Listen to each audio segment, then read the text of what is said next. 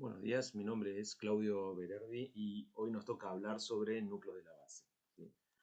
Lo primero que vamos a decir sobre el núcleo de la base, obviamente, es que son grandes núcleos subcorticales, es decir, masas de somas neuronales ubicados a nivel subcortical que participan en el control del movimiento. Por lo general no inician el movimiento, ¿sí? Ya que esto se encarga obviamente fundamentalmente las cortezas motoras y en especial la corteza motora primaria, pero sí lo que se ha visto es que cuando uno provoca lesiones en estos núcleos o cuando existen pacientes que tienen lesiones en estos núcleos, se producen una serie de características fundamentales específicamente relacionados con el temblor o la aparición de otros movimientos de tipo involuntario, ¿sí? Alteraciones en el tono muscular y la postura, a veces bradicinesia, es decir, lentitud para iniciar movimientos o para realizar esos movimientos, un deterioro cognitivo que antes no se veía, digamos, al comienzo, digamos, de la historia de aquellos que describieron las patologías de los núcleos de la base, y alteraciones autonómicas. Cuando uno hace referencia a los núcleos de la base, recordemos obviamente que hablamos del núcleo caudado, que en algunos cortes podemos saber alguna resonancia o tomografía, se ve parcialmente, tiene una forma de C invertida, una semiluna. El putamen, el globo pálido con dos segmentos internos y externos, ¿sí? A un lado de la cápsula interna, separándolo del gran núcleo talámico. El núcleo subtalámico de Lewis, y incorporamos a la sustancia negra, aunque pertenece al mesencéfalo, digamos, en esta estructura por la importancia y relevancia que tiene en la facilitación de los movimientos, como vamos a ver también dentro de un ratito. Acá los tienen en otro tipo de corte, ¿sí? Se ve muy bien el putamen y el globo pálido interno cercano a la cápsula interna, el putamen hacia atrás, que en conjunto estos dos forman el núcleo lentiforme, y acá donde decíamos que, por ejemplo, en este corte se ve el caudado en dos porciones, la cabeza y la cola. Cuando se ve la cabeza y la cola no se ve el resto del cuerpo, que estaría más arriba. Esto es una resonancia magnética de cerebro donde podemos ver el tercer ventrículo, a ambos lados las grandes masas que conforman los tálamos, luego la cápsula interna, ¿sí? Y por afuera de la cápsula interna ya podemos ver obviamente al putamen, ¿sí? Hacia atrás ahí, y el núcleo caudado un poquito más arriba como la base de los ventrículos laterales. Este es otro corte en la resonancia magnética. Nuevamente vemos al tálamo, esta gran masa de sustancia gris, la cápsula interna, y aquí, marcado con el número 2, vemos el globo pálido, ¿sí? Y hacia afuera, más externo o lateral, vemos al putano, ¿sí? Los núcleos de la base, ¿sí? Al igual que la cápsula interna, están, digamos, básicamente en una región limítrofe, ¿no? Entre el territorio de las arterias perforantes, ¿sí? Que en general son ramas, obviamente, de la arteria cerebral media, y algunas ramificaciones de arterias subependimarias, ¿sí? Es frecuente de ver que en los accidentes o en la enfermedad cerebrovascular isquémica puedan afectarse algunas de estas arterias lentículo-optoestriadas. Bueno, acá tenemos otra estructura anatómica y ahora vamos a comenzar a describir qué circuitos existen. En la literatura primero se describe que los núcleos de la base están interconectados prácticamente todos con todos. Pero nosotros, de una manera pedagógica, de una manera que nos ayude a explicar también las patologías y el funcionamiento de los núcleos de la base, decimos, o digamos, hablamos de la existencia de por lo menos dos grandes vías en los núcleos de la base, la vía directa y la vía llamada indirecta, ¿sí? La vía directa, ¿sí? Cuando está funcionando, básicamente estimula a través del tálamo la corteza motora, facilitando el movimiento. Mientras que la vía indirecta, cuando está activa, inhibe justamente a través del tálamo la corteza motora, inhibiendo el movimiento, inhibiendo algunos tipos de movimiento. Vamos a ver primero la vía directa, luego la vía indirecta y ver cómo funcionan, ¿sí? Estas dos cuando están en conjunto, ¿no? ¿Cuál es el rol que tienen? Si partimos de la corteza cerebral y decimos que la corteza cerebral estimula, ¿sí? Con glutamato al cuerpo estriado, que sería el núcleo de entrada a los núcleos de la base, nosotros sabemos que el cuerpo estriado luego libera, ¿sí? Esas neuronas GABA y sustancia P, inhibiendo a las neuronas que conforman el globo pálido interno y la sustancia negra reticulada. El globo pálido interno y la sustancia negra reticulada, aunque anatómicamente, obviamente, son dos estructuras diferentes, desde el punto de vista histológico y funcional se parecen muchísimo. Por eso los consideramos acá juntos y les decimos que son los núcleos de salida de los núcleos de la base. Entonces, hasta ahora teníamos que cuando las cortezas motoras estimulan el cuerpo estriado y esas neuronas liberan GABA y sustancia P, inhiben al globo pálido interno y a la sustancia negra reticulada. El globo pálido interno y la sustancia negra reticulada, cuando están activos, ¿sí? Son capaces de liberar GABA para inhibir al tálamo, y obviamente el tálamo, ¿sí? Cuando esas neuronas están activas, libera glutamato hacia la corteza cerebral. Pero veamos qué ocurre en esta vía directa cuando funciona en conjunto, como un bucle. La corteza cerebral estimularía al cuerpo estriado con glutamato. Estas neuronas del cuerpo estriado que están estimuladas liberan GABA y sustancia P, inhibiendo a las neuronas de los núcleos de salida que dijimos son el globo pálido interno y la sustancia negra reticular. Estos dos núcleos ahora, ¿sí?, tienen neuronas inhibidas justamente por el cuerpo estriado. Por lo tanto, al estar inhibidas, no pueden liberar GABA. Y al no poder liberar GABA, el tálamo desinhibido puede estimular la corteza cerebral, facilitando el movimiento. Por eso decimos que la estimulación de esta vía directa facilita el movimiento. Ahora bien, ¿cómo es la vía indirecta? Si partimos nuevamente de la corteza cerebral y decimos que ésta estimula a través de glutamato al cuerpo estriado, ahora vamos a tomar otro camino por el cual denominamos esta vía indirecta. Fíjense que el cuerpo estriado, algunas neuronas liberan GABA y encefalinas que permiten inhibir al globo pálido externo.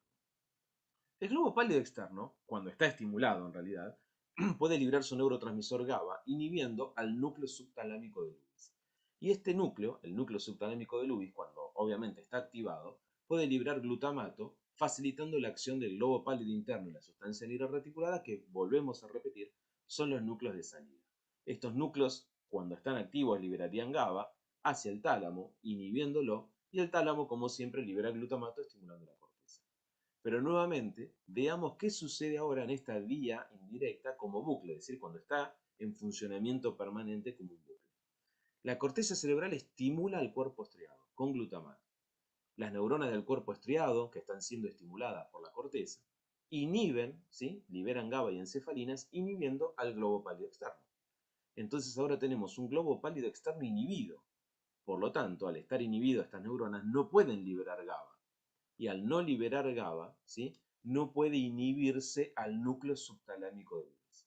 Este núcleo subtalámico, que no está inhibido ahora, lo que hace es liberar glutamato hacia el globo pálido interno y la sustancia negra reticulada. Como el globo pálido interno y la sustancia negra reticulada reciben este glutamato, se estimulan esas neuronas. Y esas neuronas, al estar estimuladas, liberan GABA, inhibiendo al tálamo. Como el tálamo está inhibido, ¿sí?, no puede estimular la corteza. Por eso decimos que la vía indirecta, ¿sí?, inhibe el movimiento. Inhibe el movimiento.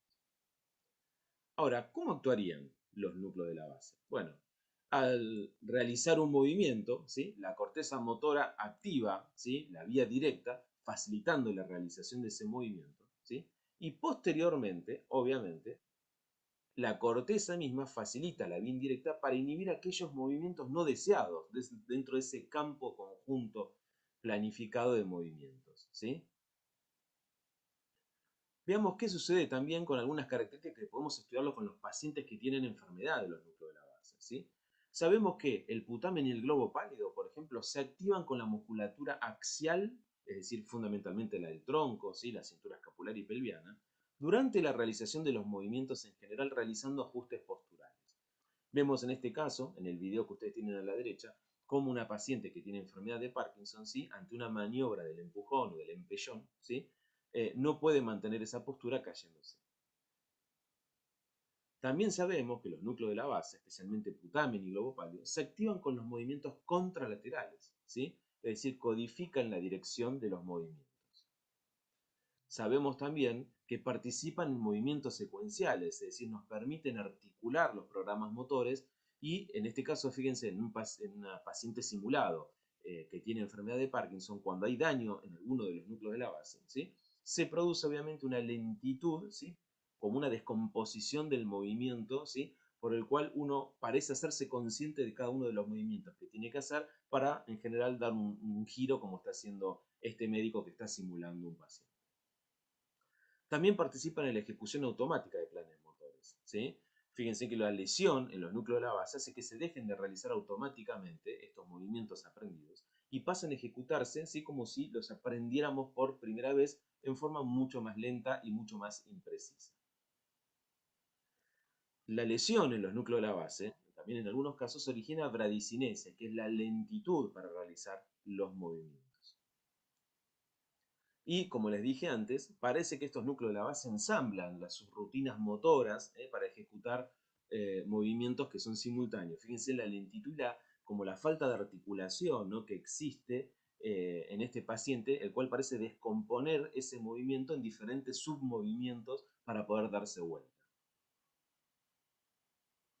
Otra de las cosas que suelen verse en los pacientes que tienen enfermedad de Parkinson, por ejemplo, ¿sí?, es la rigidez, digamos, la bradicinesia y el temblor, que ahora lo vamos a ver, una escritura de tipo micrográfica. Los pacientes suelen comenzar con un tamaño adecuado, pero ven, la letra se va haciendo cada vez más pequeña y legible. Esta es una característica.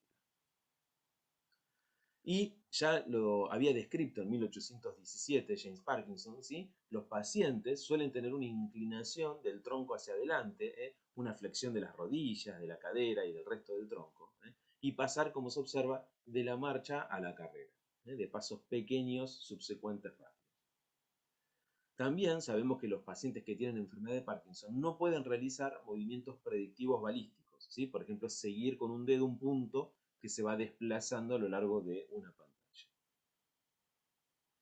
Y sabemos que funcionalmente, fisiológicamente, el putamen y el globo pálido se activan juntos cuando se imagina un movimiento, ¿sí? Es decir, que tienen una función, un rol importante en lo que va a ser ese planeamiento motor con su ejecución. Ahora, nosotros antes habíamos hablado de la existencia de esta vía que denominamos vía directa, ¿sí?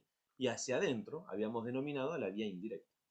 Nos queda ver, como un rasgo muy importante, es cuál es el rol de la sustancia nigra, especialmente de la sustancia nigra pars compacta del mesencéfalo, en la vía directa e indirecta.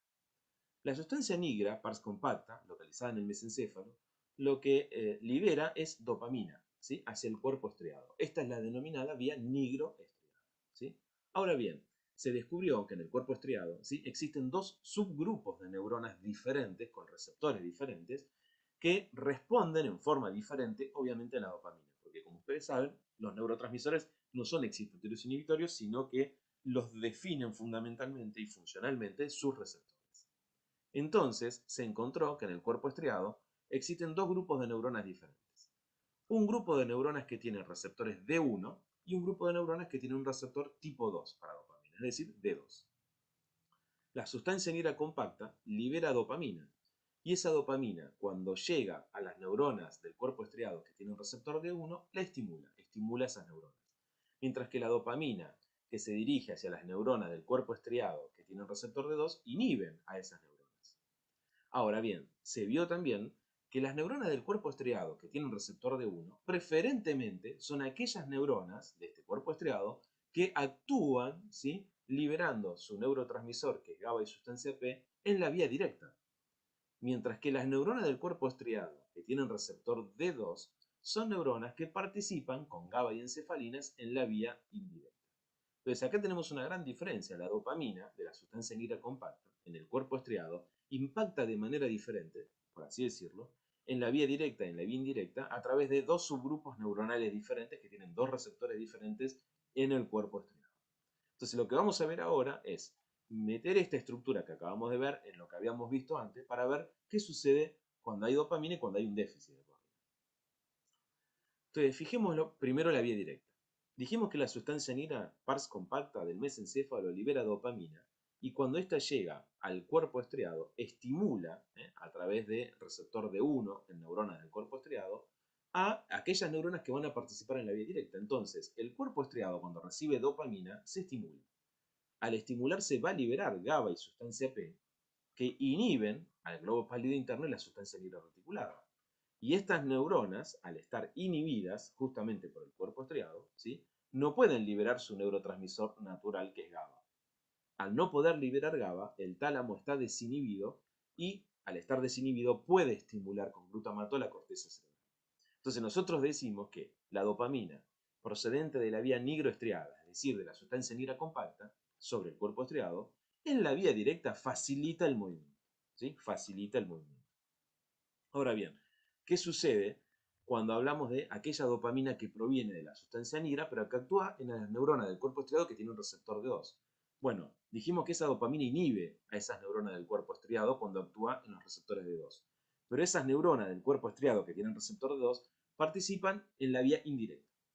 Entonces, si la dopamina inhibe al cuerpo estriado a través del receptor D2. Ahora el cuerpo estriado inhibido no puede liberar GABA y encefalinas, y entonces, al no poder liberar GABA, el globo pálido externo está desinhibido, es decir, no está inhibido.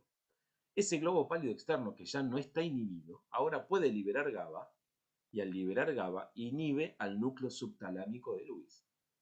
Este núcleo subtalámico de Lewis, ¿sí?, que se encuentra inhibido por el GABA, que viene del globo pálido externo, ¿sí?, no puede liberar glutamato, porque justamente el núcleo subtalámico está inhibido. Entonces no puede liberar glutamato. Y al no liberar glutamato, el globo pálido interno y la sustancia negra reticulada no reciben el estímulo del glutamato. Al no estar estimuladas estas neuronas de los núcleos de salida, no pueden liberar su neurotransmisor, que es GABA. Y al no poder liberar GABA, el tálamo no está inhibido, por lo tanto está desinhibido, y puede estimular la corteza cerebral. Por lo tanto, fíjense que la dopamina de la sustancia negra compacta, al inhibir al cuerpo estriado que participa en la vía indirecta, termina también esa dopamina facilitando el movimiento. Es decir, que la dopamina de la sustancia negra compacta tiene una función fundamental, que es la de facilitar el movimiento, tanto sea por la vía directa como por la vía indirecta. Y esto explica que el déficit de dopamina en la sustancia negra compacta, cuando hay una muerte de las neuronas de la sustancia negra compacta y por lo tanto hay una carencia de dopamina, el movimiento esté lentificado, esté lento. Cuando se habla de las patologías de los núcleos de la base, ¿sí?, en general se las clasifica en dos grandes grupos. Aquellas que originan movimientos hipokinéticos, ¿sí?, como la enfermedad de Parkinson, que es el prototipo, o aquellas que generan movimientos hiperkinéticos, como la corea, el valismo y la tetosis. Nosotros vamos a hacer especial referencia a la primera por su prevalencia y su importancia.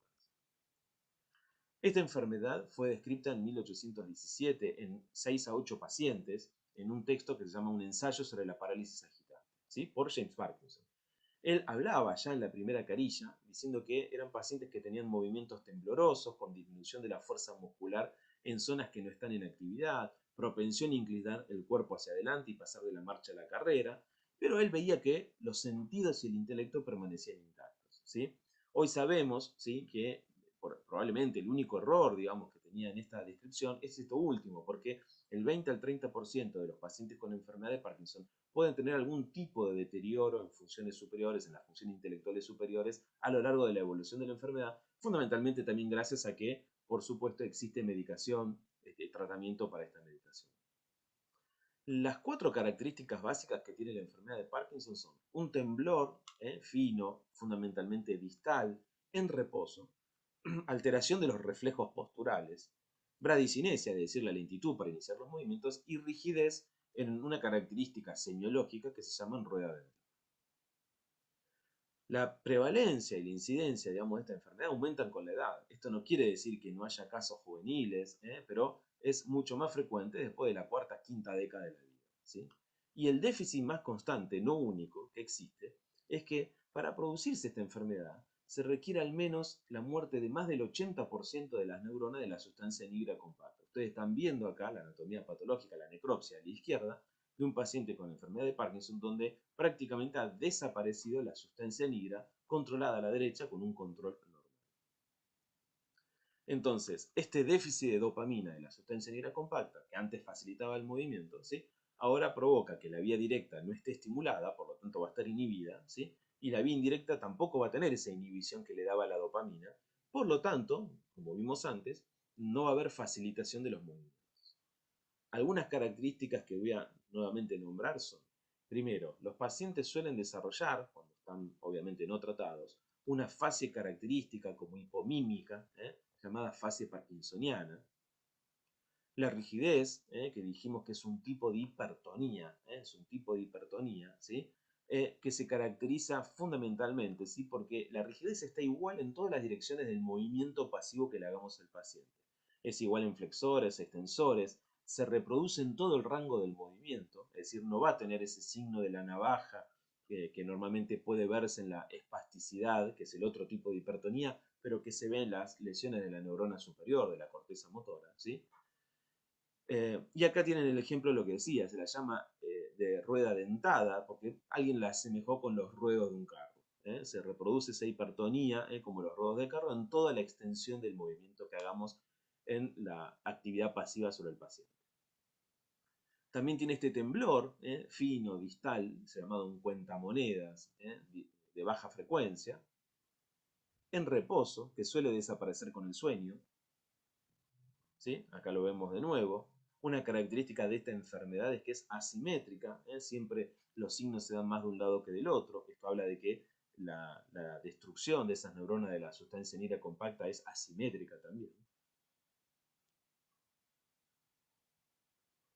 Acá ven, perdón, de nuevo el temblor distal, lo discapacitante que puede ser cuando no está tratado. Hay alteración de los reflejos posturales, como les dije, fíjense en la postura que adquieren estos pacientes, todo en flexión, y cuando hacemos esta maniobra del empujón, el paciente no puede mantener la postura y si no lo tomamos obviamente puede caerse. También tiene otras características. Acá están viendo que hay una inagotabilidad del reflejo nasopalpebral. Los reflejos, ustedes saben que habitualmente uno los toma uno, dos, tres veces y luego se agotan, digamos, en pacientes, en personas normales. Pero acá hay una característica que es un reflejo inagotable en estos pacientes. Bien, como dijimos que el defecto fundamentalmente es la dopamina de la sustancia negra compacta, aunque repetimos no es el único defecto, ¿sí? Recordemos que la dopamina, ¿sí? Proviene, tiene un precursor que es la levodopa, la dopa. Esta dopa se va a transformar en dopamina en las neuronas de la sustancia negra compacta gracias a una enzima llamada L-aminoácido aromático de carboxilasa o, digamos, específicamente en este caso, dopa de carboxilasa, ¿sí? Entonces, y sabiendo que la dopamina no atraviesa la barrera hematoencefálica, ¿sí? Nosotros, digamos, sabemos que el tratamiento que habitualmente reciben los pacientes con enfermedad de Parkinson está relacionado con lo que aprendimos en sinapsis, ¿sí? O los pacientes reciben sustancias que se parecen a la dopamina, es decir, agonistas dopaminérgicos, sustancias que actúan directamente sobre los receptores de dopamina en el cuerpo estriado, o le damos el precursor de la dopamina, que es la levodopa, por ejemplo, ¿sí? Que una vez que alcanza esas neuronas de la sustancia negra, se va a transformar en esas neuronas que todavía están vivas en dopamina para ser liberada y actuar sobre el cuerpo estriado. Si no actuamos directamente sobre los receptores o dando levodopa, otras cosas que podemos hacer es inhibir la recaptación de dopamina, porque al inhibir esa recaptación de dopamina facilitamos que haya más dopamina obviamente en la sinapsis, en la brecha sináptica, para actuar sobre los receptores postsinápticos. Este es otro tipo de tratamiento. Y también se han desarrollado inhibidores del metabolismo de la dopamina. Es decir, la dopamina una vez que es recaptada se metaboliza. Y entonces hay inhibidores del metabolismo, por lo cual tenemos más dopamina en las vesículas sinápticas disponibles para ser liberada nuevamente y actuar sobre el cuerpo estriado. Como les dije, el otro gran rasgo de las patologías de los núcleos de la base son las llamadas enfermedades con movimientos hiperkinéticos. Y uno de esos prototipos es los movimientos coreicos. Los movimientos coreicos se ven en varias enfermedades, pero una de las enfermedades, prototipo, digamos, si se quiere decir, es la corea de Huntington. ¿Sí? Es una enfermedad que durante la Edad Media era entendida, ¿sí? Como una enfermedad demoníaca, por lo tanto muchos de los pacientes que la padecían eran mandados a la hoguera, ¿sí? Y la gente se encomendaba a San Vito, digamos, como un auxiliador. Básicamente, para hacer resumen, un movimiento coreico es un trastorno involuntario hiperkinético donde hay movimientos espontáneos, es decir, involuntarios, sin propósito, excesivos, arrítmicos, ¿sí? Irregulares, que se distribuyen en forma aleatoria, cambian la velocidad, la dirección, migran de una parte a otra del cuerpo y dan esa apariencia de danza. Por eso la palabra corea significa danza, etimológicamente. Se sabe que hay un trastorno, ¿sí? En el brazo corto del cromosoma 4, es una enfermedad autosómica dominante con penetrancia completa. Lo que se produce acá es una expansión de un trinucleótido CAG, ¿sí? Suele manifestarse en la tercera cuarta década de la vida, ¿está bien? Es una enfermedad no frecuente de ver, por suerte, ¿sí? Y obviamente cada vez que se la detecte hay que hacer consejo genético porque como es autosómica dominante con penetrancia completa, en general la descendencia va a padecer esta enfermedad, ¿sí? Acá tienen videos con algunos pacientes, con esos movimientos arrítmicos irregulares similares a una danza. Recuerden que son movimientos involuntarios. Acá tienen otros ejemplos.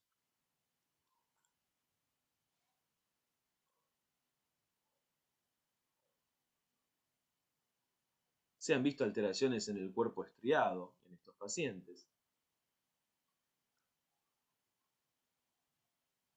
Y luego hay otros prototipos de movimientos hiperkinéticos, como les dije, diferente a lo que vimos recién, como la tetosis, ¿sí? Una secuencia, como ustedes ven acá, de movimientos serpenteantes, como buscando el espacio extrapersonal, ¿sí? Y el balismo o hemibalismo, ¿sí? En este caso, ¿sí? De movimientos de sacudidas balísticos, que obviamente también se trata de movimientos involuntarios. Bueno, espero que se haya comprendido y quedamos a su disposición.